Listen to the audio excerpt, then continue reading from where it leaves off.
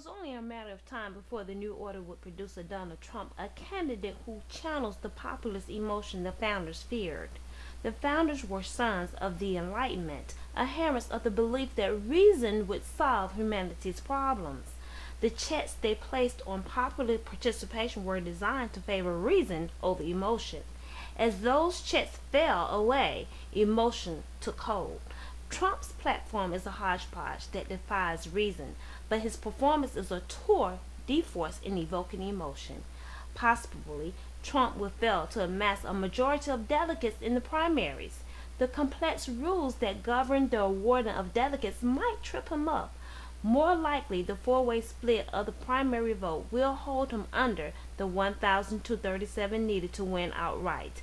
The Republican convention might then function as conventions did for much of American history. Trump has already obliquely threatened violence in case the convention deprives him of the nomination. The founders didn't foresee conventions, but they did anticipate just this kind of demagoguery. And they built the Electoral College as a final barrier against the likes of Trump. Electors were expected to exercise their judgment, their reason in selecting the best candidate for president. The founders didn't expect and they didn't want the electors to act as mere rubber stamps. They wrote a constitution making electors free agents. Things didn't work out that way. Parties emerged, also against the wishes of the founders, and the electors became partisan functionaries pledged to their party's nominees.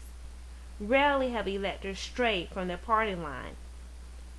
Yet, the Constitution hasn't changed on this matter. The electors could vote for someone other than their party's nominee. The only constitutional restraint on electors is that they can't vote for candidates for president and vice president, both of whom are from an elector's own state. The virtue of democracy is the legitimacy it confers on those it elects. Its vice is the temptation it affords candidates like Trump to inflame the baser passions of the electorate.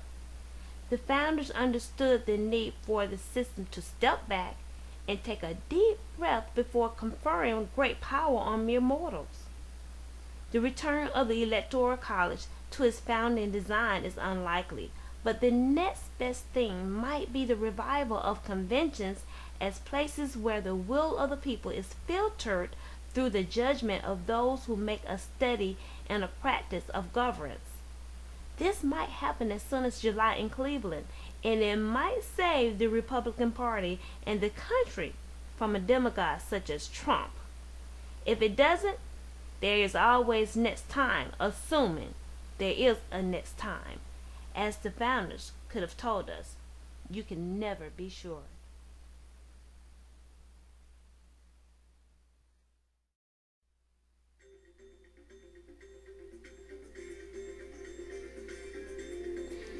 Thank you for joining Tap 7, the Angular Perspective.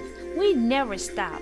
We're constantly breaking and updating stories here at Tap 7 News. Until next time, see ya.